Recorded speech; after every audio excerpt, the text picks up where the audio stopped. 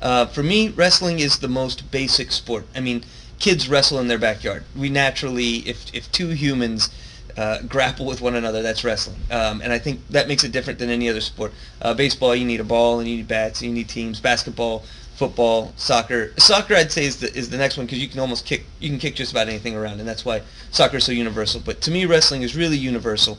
And the other thing that I like about it is that you don't have to be a certain size.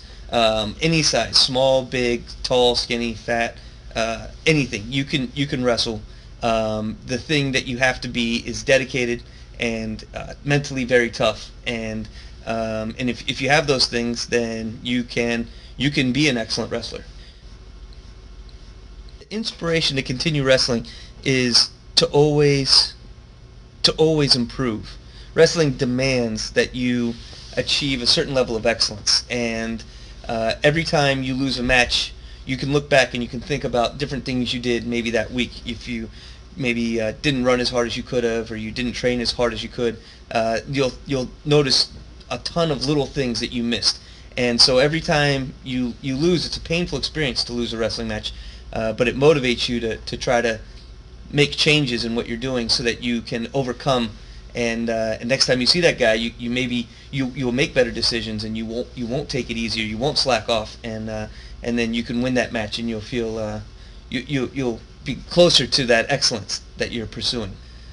So I wrestled. I started in high school as a ninth grader. I was playing basketball at the time, and I wandered into a room where there were a bunch of people beating each other up, and I decided that was something I wanted to try also. So I went and I started. In my freshman year, I was terrible.